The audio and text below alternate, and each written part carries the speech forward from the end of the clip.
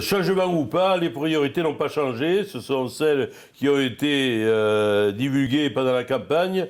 1. L'emploi. 2. La démographie. 3. Cap sur le XXIe siècle avec les filières adéquates. 4. Préserver le cadre de vie. Et 5. Mieux vivre ensemble.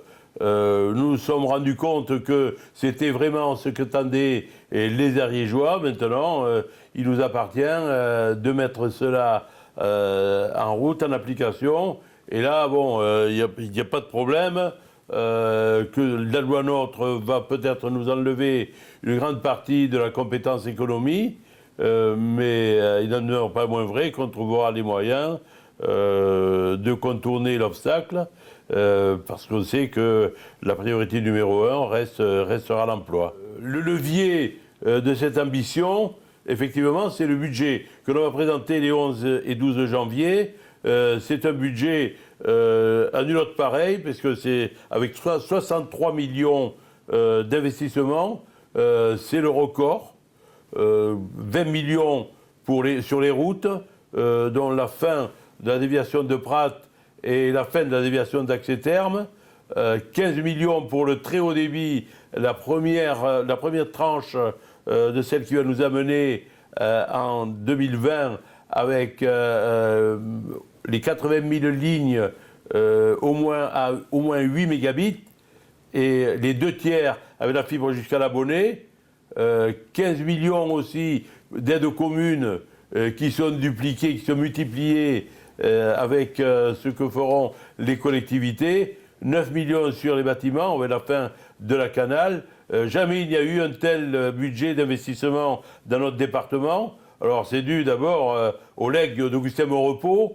On est le 2e département le moins endetté de France. On a des coûts de fonctionnement qui sont maîtrisés. Et surtout, aussi, on a un train de vie modeste. On aura les moyens de nos ambitions tout en assumant les charges liées à nos compétences traditionnelles du département qui ne changent pas, avec en tête la solidarité vis-à-vis des personnes et la solidarité territoriale vis-à-vis des collectivités qui œuvrent en Ariège. Au mois de novembre, on a fait le tour du département. On est allé en Les-Arises, à Saverdun-Pamiers, à la Roquedolme, à Saint-Giron-Couseran, à Tarascon, au Ariège. Et on n'a pas pu faire foi parce que cela venait 3 jours après les attentats du 13 novembre. Je n'ai rien inventé là-dedans puisque c'est Augustin Maurepas qui avait initié cette façon d'aller présenter avant le vote du budget et avant le vote, l'examen du débat d'orientation budgétaire, ce que nous voulions faire, annoncer aux Ariégeois ce que nous voulions faire avec leur argent. Et effectivement, on a eu des retours habituels, l'emploi et puis le chez-soi aussi, chacun ramenant ses préoccupations à son mode de vie et à ses attentes personnelles, même personnalisées. C'est la règle du jeu. Mais on a entendu aussi des questions et on a répondu notamment sur le fonctionnement, parce que beaucoup de personnes, beaucoup de citoyens, même avertis, ne connaissent pas l'exacte vérité sur les compétences qui sont celles des départements. C'est vrai qu'il y avait les strates, communes, intercommunalités, pays, PETR, départements, grandes régions. Il y a parfois de quoi s'y perdre. On les a donc briefés là-dessus. Ça a été vivant, ça a été tonique même, mais on est là pour ça, parce que notre rôle, effectivement, c'est d'être au service des citoyens. Bon, effectivement, Midi-Pyrénées associé et fusionné avec Languedoc-Roussillon, le mariage mer, coteau, montagne, la loi NOTRe, la nouvelle réorganisation des intercommunalités, c'est sûr que les lignes ont changé et vont changer, mais une loi de la République, c'est une loi de la République, elle s'applique. Et nous ferons avec. Et notre bouclier, je veux dire clairement, c'est Carole Delga, avec ses origines rurales, avec ses origines d'un terroir proche de chez nous. Et c'est aussi Carole Delga dans la lignée de Martin Malvy, qui avait bien compris que l'avenir d'une région ne se résumait pas à l'avenir d'une métropole. Maintenant, nous en avons deux. Et j'ai bien dit que notre priorité serait de faire en sorte que les gros ne grossissent pas trop et pour que les petits passent à la revue. On n'a pas l'habitude en Ariège de baisser la garde dans ces conditions-là.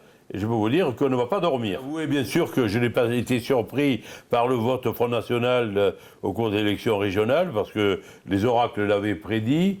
Par contre, j'étais un peu plus bouleversé par la nature du vote et les leviers et les relents de ce vote-là. Je m'en étais aperçu déjà aux élections départementales en mars dernier, où des gens ont voté Front National sans connaître les candidats, sans avoir jamais vu leur visage, et sans rien connaître de leur programme qui était national. Alors, bien sûr, c'est assez désespérant pour notre vie démocratique. Mais, même si on peut déplorer ce vote FN, il faut en tirer les leçons, les conséquences. Les leçons, elles doivent être tirées au moins à deux niveaux. L'emploi, et notre budget axé sur l'investissement va y répondre, il doit y répondre, au moins si on ne crée pas trop, au moins sauver les emplois. Et la deuxième chose, c'est qu'on prête attention aux citoyens. Je pense que c'est le message qu'ils ont voulu faire passer dans cette abstention colérique.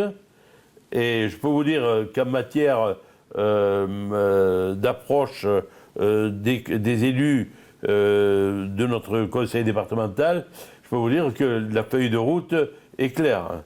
On doit répondre vite et bien, et le meilleur moment pour répondre, c'est toujours le premier, d'être présent dans les manifestations, dans les invitations, et aussi de répondre à leurs attentes.